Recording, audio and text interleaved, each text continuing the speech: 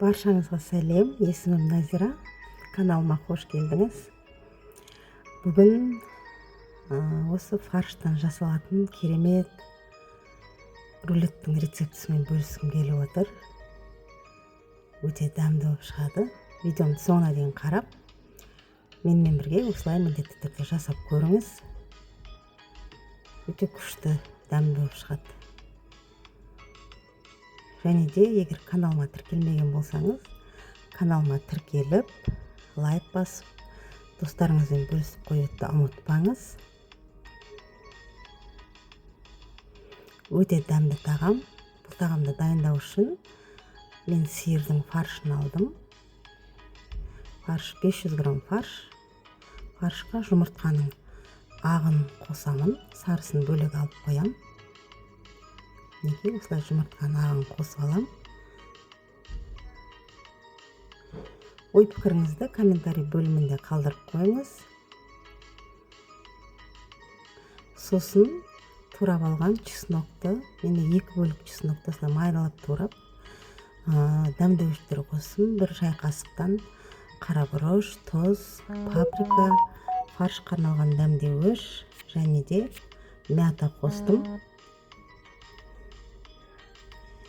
Сөйтіп фаршты араластырып бөлек қойып қоямын да, енді картопты үккіштің ірі жағынан өткізіп алам. Менде 2 картоп. Енді пергамент қағазына бағанағы дайындап алған фаршымды осы қағазға салып, бір келікті етіп қағаздың бетіне жаямын. Видеода көріп тұрғандарыңыздай жасасаңыздар өте дәмді болып шығады. Осылай бәрін түгел тегістеп аласыз бетін. Сосын енді кезекте жаңағы еттің шет-шетін түзулеп кесіп алып, артылған етті бөлек алып қойыңыз. Ол кейін керек болады. Енді картоптың суын сығып, осылай әдемілеп фарштың бетіне бір келікті етіп, фарштың бетіне картопты жаямын. Енді кезекте мендегі творог, 250 грамм творогқа бағанағы алып қалған жұмыртқаның сарысын қосамын.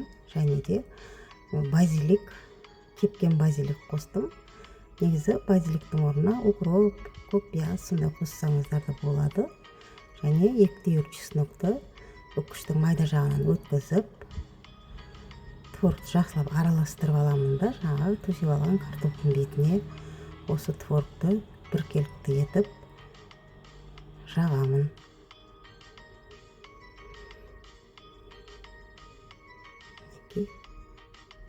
Енді кезекте осы мені рулет етіп, әдемілеп мұқият, жай ғана асықпай орап аламын.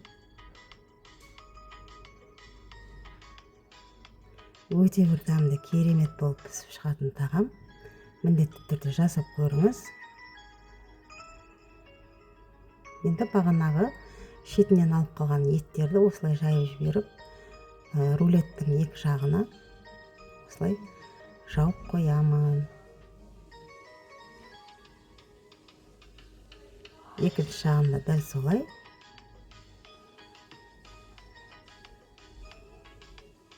Мінекей, енді менің рулетім дайын болды.